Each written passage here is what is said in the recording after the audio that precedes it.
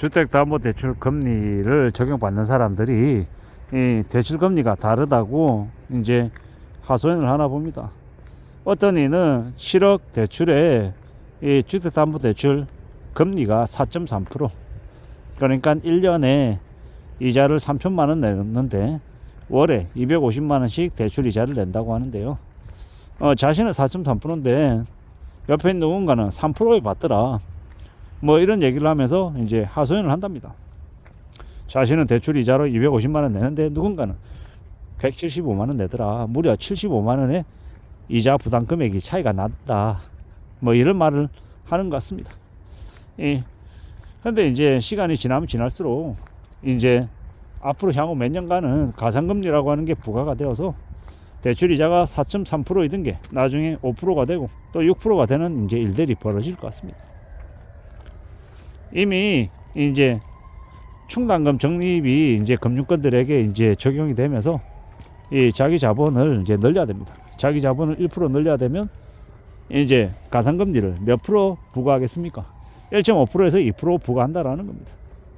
그러면 이제 대출자들은 되게 힘겨워지는 거죠.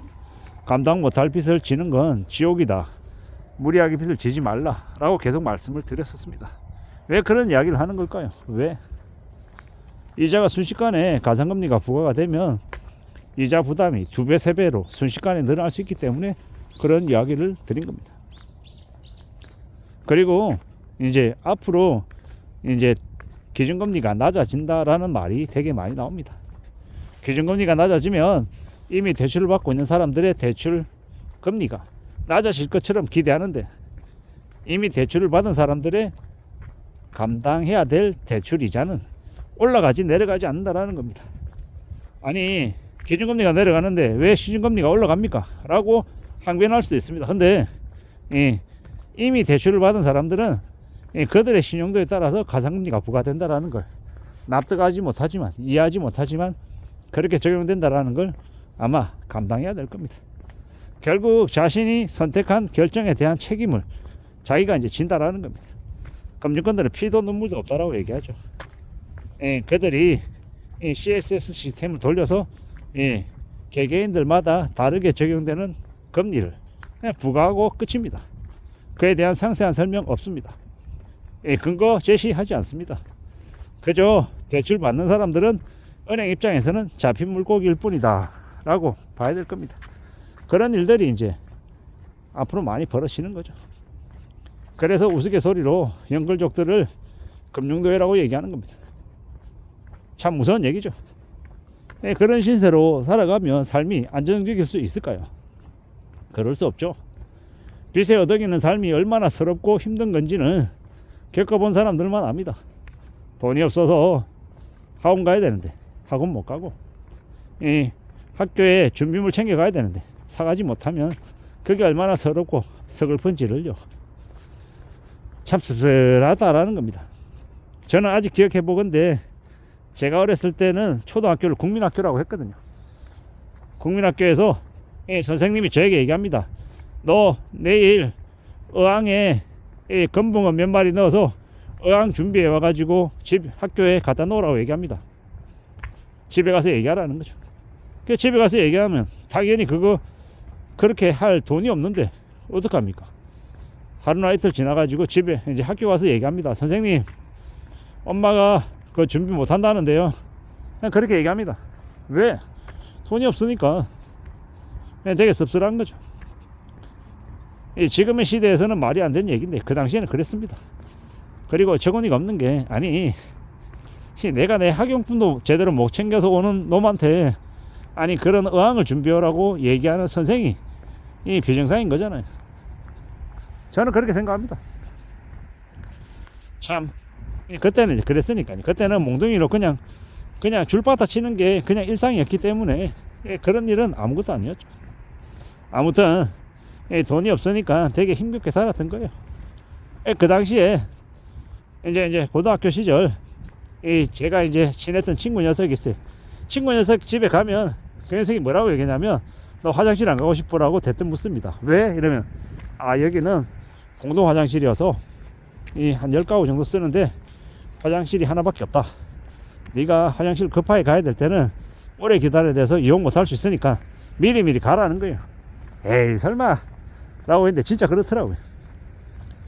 이제 다리 밑에 지하도에 이제 사람들이 옹기종기 모여 사는 거예요. 이 가건물 같은 걸로 집을 만들어서 살던 시절이었어요. 지금은 없는데 그 당시에는 에이 설마 그런 일이 있으려고 라고 했는데 그런 곳이 있더라고요. 참 어처구니가 없던 거죠. 그 녀석은 이제 저기 대학 다닐 때 대학 4학년 때 공무원 시험 준비해 가지고 공무원이 되었었어요. 왜냐 집이 가난해 가지고 자기가 이렇게 빨리 취업하지 않으면 안 되는 상황이어서 공무원이 돼서 지금은 이제 열심히 잘 살고 있죠. 근데 그 당시에 이제 그 친구를 보면 돈이 없는 거예요. 돈이 없어서 남들은 한 달에 용돈이 10,000원, 15,000원 이런데 이 친구는 아예 그냥 용돈 자체가 없이 살아왔던 거예요. 그게 당연했던 거고. 근데 이제 그 친구도 가난이 어떤 건지 아니까 정말로 열심히 살아야겠다라는 생각을 그 당시엔 했었고, 지금 생각해보면 참 이 돈이라고 하는 게 돈이 있어도 그만 없어도 그만이다 뭐 이렇게 얘기하는 사람도 있지만 그건 경제적으로 여유가 있는 사람들이 할 수 있는 얘기인 거고, 부자 아빠를 둔 자식들이나 할 수 있는 얘기인 거고, 보통의 사람들 서민들에게 돈이 없으면 살아가는 삶이 되게 피폐해지고 되게 눈치 보고 되게 서럽죠. 돈이 없어서 누군가에게 돈을 빌려야 되는 이 상황이 생기는 걸 저도 어렸을 때 많이 목격했었고요. 그런 서글프고 우울한 상황들이 있었기 때문에 머리 굵어지고 철들고 난 다음엔 그래도 빚은 지면 안 되겠다 라고 생각하고 사는 거고요. 잘 먹고 지내야 되겠고 잘 살아야겠다 라는 생각을 더욱더 하게 되는 거죠. 물론 그렇다고 해서 함부로 모험 걸어서 배팅 해가지고 부자가 되겠다 이런 생각은 좀 안 하는 게 사실입니다. 참 많은 생각들이 드는 게 요즘이죠. 어떻게 살아가야 될까, 어떻게 지내는 게 맞을까 라는 생각을 더더욱더 합니다. 7억 대출 받았는데 월 이자가 250만 원이다. 제 개인적인 판단으로는 야 7억을 대출 받을 수 있다고? 너무 무모한 거 아니야? 죽을 때까지 그 7억을 갚을 수 있으려나? 뭐 이런 생각이 드는 거죠.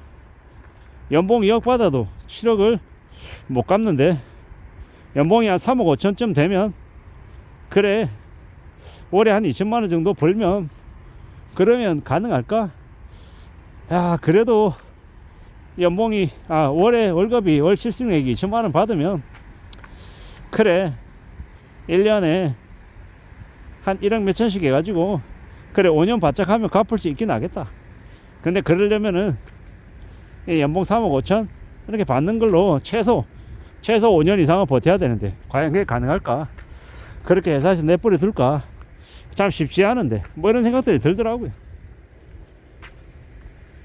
연봉이 3억 5천 3억인 사람을 찾기도 되게 어렵고 되게 드물고, 근데 7억이 아니라 10억 12억 15억도 대출받는 사람들이 적지 않은 게 지금의 시대인 것 같습니다. 뭐 다들 뭐 자신들이 단능력이 되니까 그렇게 빌렸겠죠. 뭐 그렇다라고 생각합니다. 아무쪼록 이제 저나 여러분들은 함부로 빚지지 않았으면 좋겠다라는 거, 감당할 수 있는 수준의 빚을 가져가는 게 좋지 않나라는 생각을 해봅니다. 이상입니다.